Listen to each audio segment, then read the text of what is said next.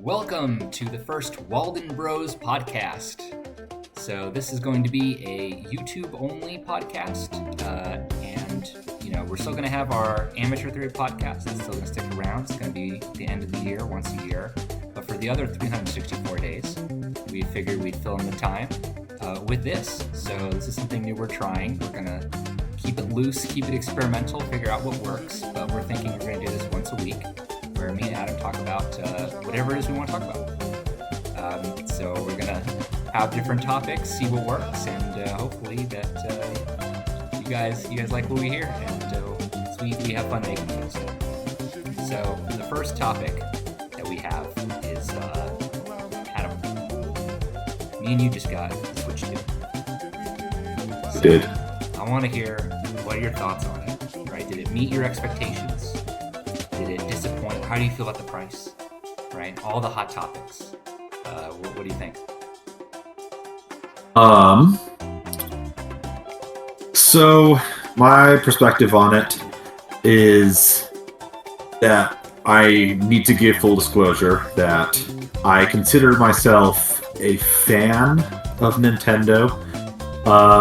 So I'm coming at you with only the most biased opinion, which is that the system's pretty good.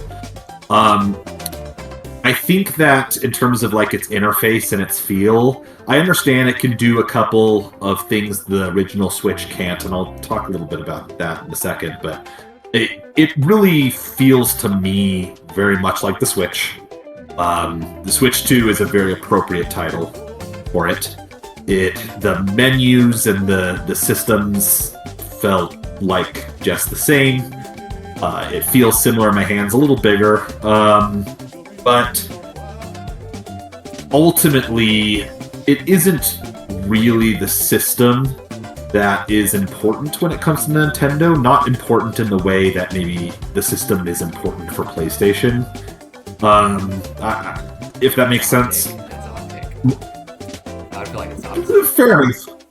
I can already see where you would go with that, because the Switch can do so much more than a PlayStation can in terms of adaptability and portability and such. But for me, getting a Switch 2 comes down to trusting that Nintendo will create extremely strong games. And they have earned that trust over and over throughout the years. And they gave a small taste of it in Mario Kart World, which is kind of the flagship game to go out with it. But one thing I will add is that I think that the big feature, in my opinion, the feature that stands out for the Switch 2 is the chat kind of functionality. And I think that was great. It worked really well. I loved how I could skip the middleman of setting up like a Discord chat or something like that in order to be able to talk with friends and family when I'm playing and just use the system. And it's great. I love it. Yeah, so I think that some people have criticized this because this is like a Xbox 360 feature. That's how old like game chat is. But it has been conspicuously missing from Nintendo, and it's here now, and it is most welcome. And I do think it works really well. It's nice you don't have to have a headset or anything. Can you hear that? That's my cat. Can you hear it? I can't. I wasn't able to hear it, but it's probably good. But it works really well. You don't need a headset. You can just talk, and it picks up your voice. I'm like across the living room from my couch, and it's still you're able to hear me. And then it also has a cool feature where you can like share your screen. So you don't even need to be in the same game. Like I can show you my home menu and show you a YouTube video or something. Well, YouTube's actually not working for Switch 2, which is a gripe of mine. And neither is Hulu. But assuming those things start working, then I can just share my screen and show you something like that on my Switch 2, which is cool. For the games, I thought I was going to spend a lot of time playing Mario Kart World, and I've played it, an all right amount, but actually 90% of my time has been on the GameCube games. I have gotten really far in Soul Calibur Weapons Master, which is like the story mode. I've unlocked a bunch of characters, and then I've also been playing Wind Waker a bunch, so that's where my time's gone. But overall, I'd give it 2 thumbs up. Yeah, that's fair. It's those are some of the games of our childhood. I don't know. I love the selection of the initial GameCube games and more to come. But I don't know. I feel like modern games, they're easier for me to sink my time into, my teeth into. But nowadays. On the original Switch, I spent a lot of the time playing those games too. So that's just, I guess, something about the old games. I like them. They tend to be, a lot of them are simpler. Like less buttons to press, less mechanics to memorize. They just have like their thing that they do and they do it. And I kind of like that in games. I feel like it's less and less. Yeah, that's the case. Although Mario Kart That's fair. Isn't that far off of that. Mario Kart's pretty simple.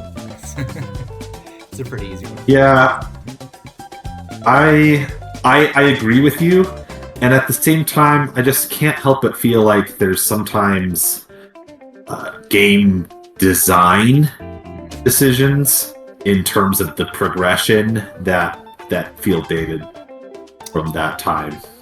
I was just playing Wind Waker on that recently, and there's just sections of that just feel tedious that you wouldn't expect to find as much in more modern games. But I don't know. I'm not that big of a video game player in general, so I knows the one, so to speak. Yeah. All right. Well, yeah. So, and what did you think? Did you think it was overpriced? You got the bundle, right? So that would have been $500. The controllers are like $90. If you get the physical copy of Mario Kart, it's like $80. Did that give you pause at all, or how do you feel about that? I do feel like it's too much, and I hate that Nintendo knows their consumers well enough that they'll buy it anyway, which is totally true in my case. I will 100% pay extra money, but I hate myself for it, so there you go. Yeah, I think that's fair. I sometimes feel like, what are my true feelings on this? This is bad to say, and it speaks to, I feel like, maybe a larger society ill or something to that effect, that I kind of felt as if prices have gone up across the board, and I know I shouldn't be just happy or satisfied with that, but somehow that made the price increases for the Nintendo feel more natural to me, even though it isn't really. I mean, yes, it's a more powerful system, you'd expect it to cost, but 100% Nintendo is going to make a tidy profit off of all of these things that they're doing 100%. But it's just, I guess it's just kind of, to me, it feels like it's drowned out in the increasing expenses of everything. Like, yeah. Well, sticking on the Nintendo topic, something else you and I did as Nintendo super fans. We're basically Disney adults, except for Nintendo adults. That's what it is. We also went to Nintendo World in Orlando. We went opening weekend, and we got to experience that. So, what did you think about? I mean, there's a whole new park, Epic. So you can talk more about the other rides too. But starting with Nintendo Land, what did you think of the park? So, the new park in general was it impressed me to the point that I think I can say, even without trying my very best to get rid of any rose-tinted glasses, I think that it's better than the rest of Universal a little bit. And the Nintendo portion of that was part of that. Like, I feel like a lot of thought and a lot of the effect of this new Universal Park is that they really, really considered, what do you see? What's your experience when you first see something or when you walk into it? So, like, they did this they did this fun thing where you go through a warp pipe in order to get into the land. And one of the things that struck me is you go into that warp pipe into recreation of, like, Peach's castle in Mario 64, and then you step out and, like, the scene they've laid out for you with the positioning of the rides and the attention to detail is just a really striking, unforgettable moment. And I felt like that kind of attention to detail, that effect they were going for, really went a long way to make the new Universal Park stand out in my mind. So, yeah, it was a ton of fun. Good company and good food and good rides and such. But, like, I'm just thinking about the park. I think it's great. Yeah, definitely the new parks are like Disney quality, whereas Universal was always. I mean, like, I think their rides were always just as good as the Disney rides, if not better, often. But in terms of everything else about a park, you know, the food, the presentation, the atmosphere, all that stuff, like the stuff that Disney does so well in their park, I think that Universal really nailed it with this new one. And they did this thing where basically only people who got a package of all the parks were able to even go to the new park. So when we went, there was very little lines, which just made it all the better. It was funny because we went to the other three parks that Universal has, and they also had long lines for not as cool rides. And then the new park had the shortest line with the best rides. And yeah, it was really cool. And yeah, like Adam said, Nintendo's just one section. There's also like a Universal Monsters section, which was really cool. How to Train Your Dragon, which I don't care about that much, but apparently has a big fan base that I wasn't aware of. There's a section for that, and I think what was the last one? Harry Potter. Right. The most Harry popular. Potter France. Yes. Yeah. Which honestly was cool. I'm not the biggest Harry Potter guy, but I liked the France part for sure. It was very, very Parisian and cool. Just that whole area. So yeah, and then the rides were fun. I have to say that I thought the Nintendo rides would be my favorite, and they ended up not being that. I think I actually had the most fun at the Universal Monsters one, the Frankenstein ride and the werewolf ride. I think those were the best of the new park. But I did like the Mario Kart ride. Like when you go on Rainbow Road with the Mario Kart, it's an experience for sure. And the Donkey Kong was really pretty fun. It's a decent coaster. So very rattly if you're into that. Yeah. Full disclosure, I actually loved the Universal Monster section so much that I would put it over the Nintendo section a little bit. But I mean, I'm sorry. It's just I am, like, as much as I love Nintendo, I don't know what it is. I love horror Kish, and it's like it was made for me.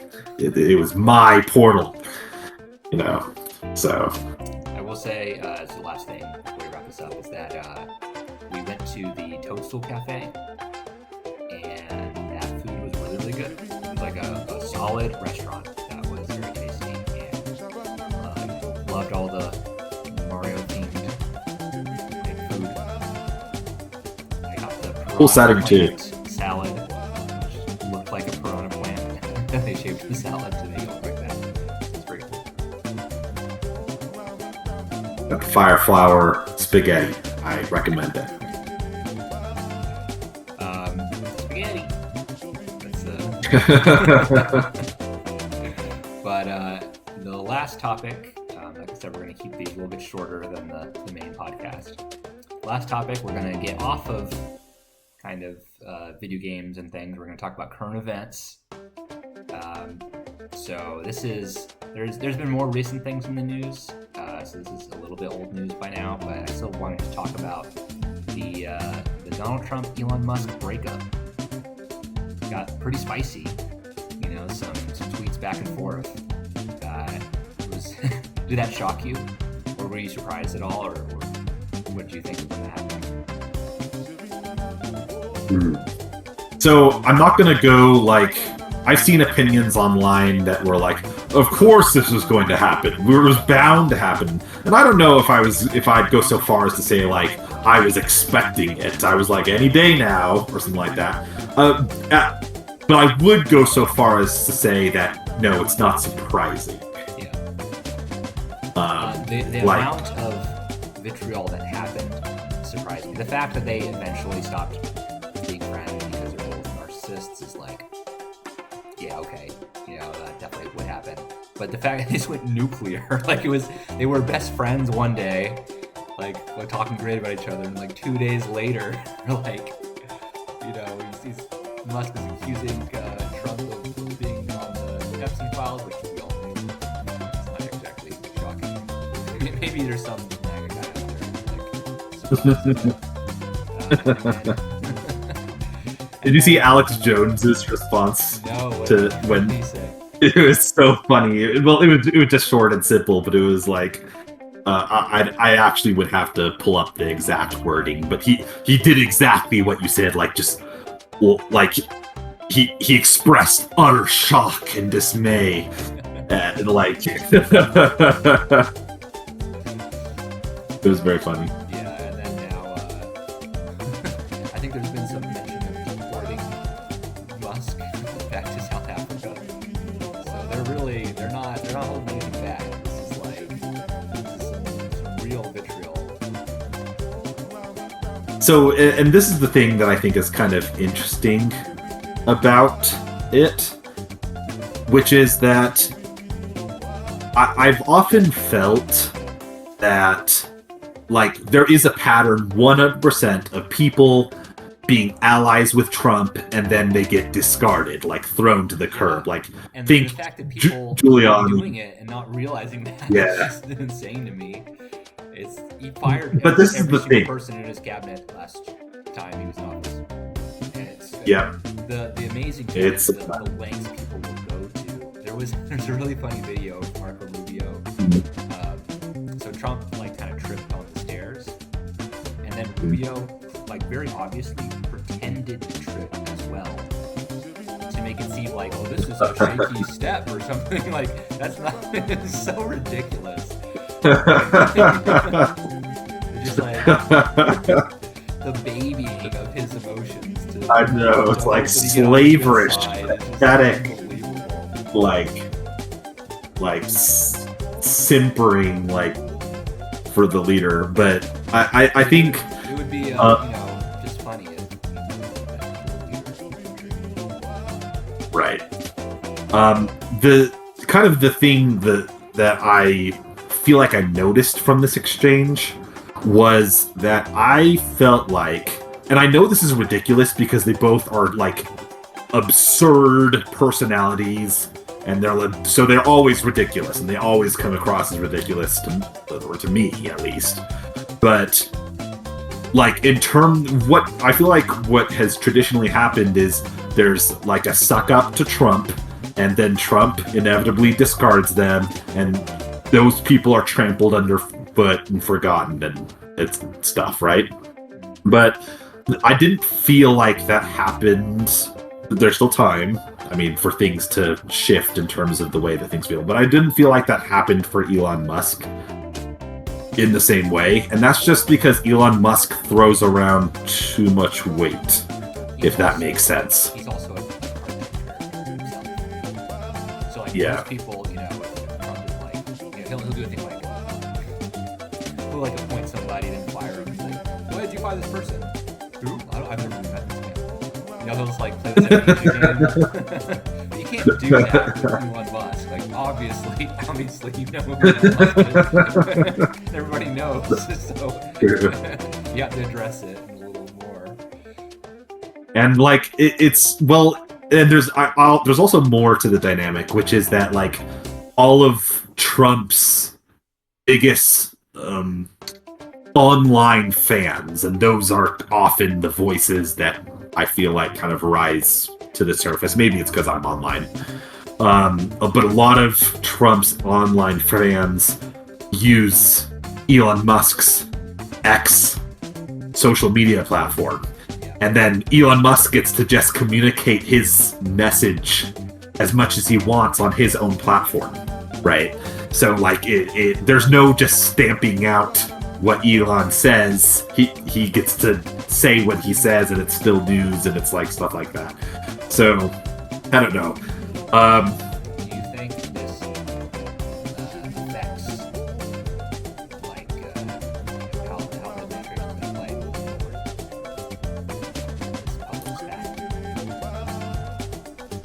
this stack? Is this just a funny footnote, or is this like a real something that matters? So this is my feelings are that it's in the news cycle. It's going to be just another thing. There's already another thing. There's the LA riots and such, right?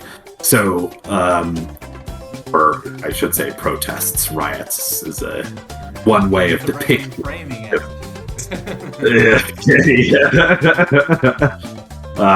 Protests is more realistic in terms of what's actually on the ground. But what I'm saying is that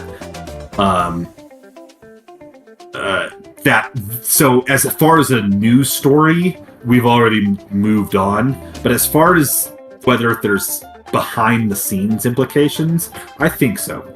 I think that this has a real impact in terms of some things. Hard to say exactly what. Clearly, Elon Musk did not want a big protest. He was on a mission to try to not have it happen. And so I'm just curious to see what does, do the Republican congressmen, do they listen to Daddy Trump or Daddy Musk? It's like, who do I pay attention to? And we'll see. Is it the cult of Trump, or is it money? The cult of Trump seems to be pretty powerful, so I actually don't even know if it's going to be enough to. But he's also, I don't know. I don't know what's going to happen. But it'll be interesting to see. There's been I don't know if it's a full trend, but there's been I've seen some funny images of like U.S. congressmen, and keep in mind, I'm talking about the House of Representatives here, not the Senate. Like U.S. congressmen, like talking about how they agree with Musk and how they like. It's like, yeah, we expect. Like, yeah, you can easily see you voted for him every single time. Like, it's just it's been funny how like that's happened. I don't know. That's all I was. Yeah, and Mark Green had a tweet saying like, if I had known that this bill said this and that, then I would have never. So you didn't read it? Is that what you're saying? You didn't read it. Okay, cool.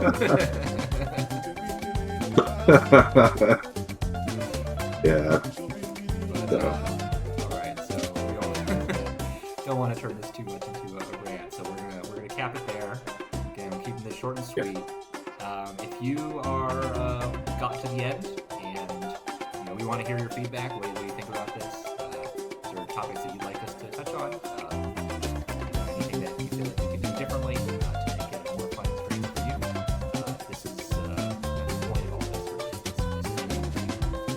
So, yeah, it's the first one in the books. See how this goes. See ya.